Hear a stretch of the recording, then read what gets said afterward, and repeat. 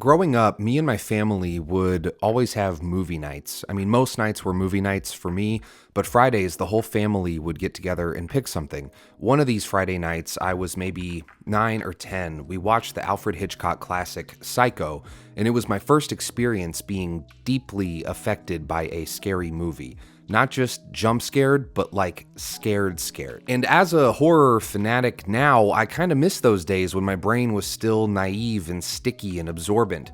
When a classic like Psycho could still, get me. The second the credits began to roll, it was already pretty late, and this violent storm was sweeping through Missouri. My mom told me it was time for bed and to go take my shower. Never has a faster shower ever been taken than the shower I took after seeing Psycho. Thunder cracked and I dropped the shampoo bottle on my toe. I cried and I slept in my brother's room that night. On a related note, Osgood Perkins is the son of Anthony Perkins, the actor who portrayed Norman Bates in the first horror movie that ever freaked me out. Now, just because your dad is an actor in a scary movie does not mean that you're destined to make S-tier horror content for the rest of your life. In fact, Osgood Perkins has made 4 horror films, counting Longlegs, and I've been somewhat underwhelmed by all of them until now. Look, Longlegs fucking got me. You know how short the list of straight-faced horror films that have really got me good is? I can rattle off a couple in the past decade. Hereditary, Skinamarink, The Empty Man, When Evil Lurks to a certain degree. I'm just trying to explain that it gets harder and harder for scary movies to scare you the more of them you watch. So especially if you're in the line of work that watches movies and talks about them, you start to grade horror films on the same scale that you would other genres, which is entirely normal. Was the screenplay a little bit undercooked? Was a plot thread left hanging? Did the middle sag a bit?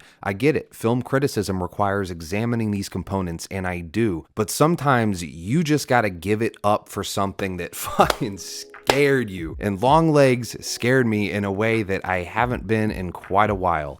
Spoilers ahead from here on. So after seeing Psycho, I discovered John Carpenter and David Fincher. One made more goopy, tactile, traditional horror, and one made the kind of horror that you can only drum up in the back of your mind. Scary things about people, not monsters. I saw Zodiac, is what I'm trying to say. And Longlegs felt very Fincherian. From the lighting to the digital film to the existential detective procedural that takes place, but it's scarier than a Fincher movie because it's not trying to make you think yourself scared. It's actively, with every shot, scene by scene, trying to make you... Listen, I don't want to project, so I'll just say me from here on. What made me feel very scared. So many shots in Longlegs just linger, with the foreground just blurry enough to hide some moving object, or if there is one at all, I might have just been seeing things. People have been questioning the performance of Micah Monroe as Harker Lee, wondering if that casting was the right choice. I think she's pretty good in this movie. Her performance isn't that stoic and socially inept for no reason.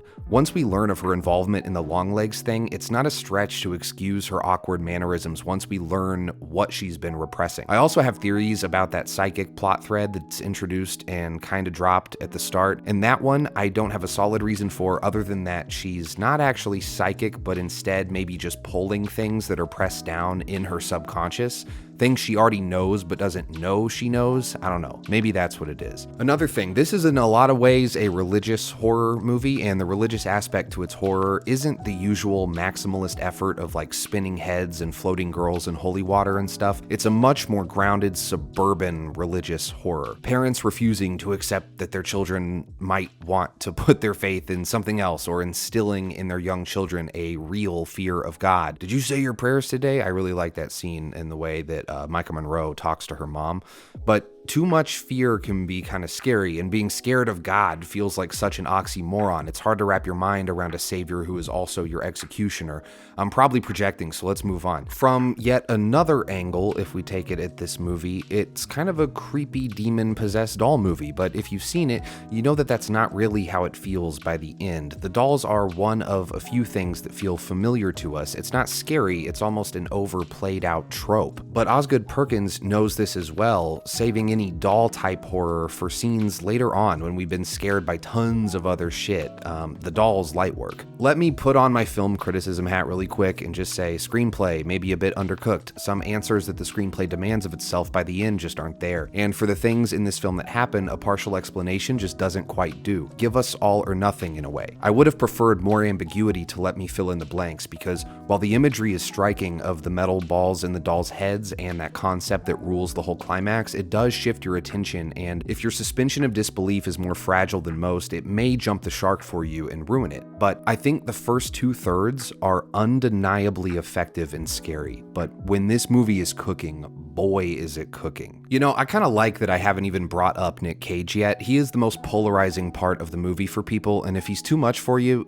I think that's your loss. I was a bit floored by it. He was actually really fucking creepy to me. He's unnerving to look at. Related side note, the opening sequence to this movie was brilliant, savoring every ounce of screen time Cage has without even showing his face. It's just this awkward child height shot of his torso as he talks to this young girl. When the title card comes in and this blistering yellow fills the screen, it's like seeing Cage's face struck some raw nerve ending of the film, like it's something that hurts to see. And he is unhinged, but there's something careful about it. There's something so gross about his phrasing of things, his tone and pitch, his timbre. It's so unnerving. That's the word for all of this, unnerving. Longlegs shredded my nerves. Every new slow pan through a wood-walled home or office, every jarring cut to Longlegs' daily tasks, every quiver of Lee Harker's lips as she studies a crime scene, it all just pokes at me. Longlegs poked at me, and while people are bringing up flaws that are absolutely there, I cannot deny how meticulously this film is crafted to creep you the fuck out. Regarding the marketing and all this stuff, do I think it was overhyped? I think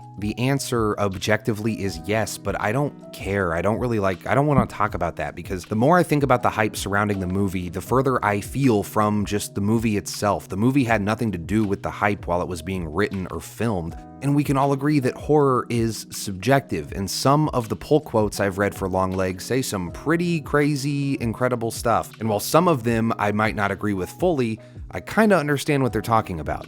Longlegs shredded my nerves like very few movies have for me. It's a particular painful pleasure that lovers of horror are always jonesing for. It's not always about bisecting people and clowns and Terrifier 2. I don't know why I'm just talking about Terrifier, but it's not just about shock value. There is an art to that Finchurian slow burn horror, and this is one of the only ones I can think of that is really actively I know people are even saying it's not a horror movie, but it's too scary. I don't know. This whole video is a lot of projecting. That's about it. You know, if the love of movies, that painful pleasure you get from being scared by horror, if that's what you're jonesing for, I can only speak for myself, but I just about fucking overdosed on Longlegs. So that's it. Thanks for watching. Talk to you later. Bye.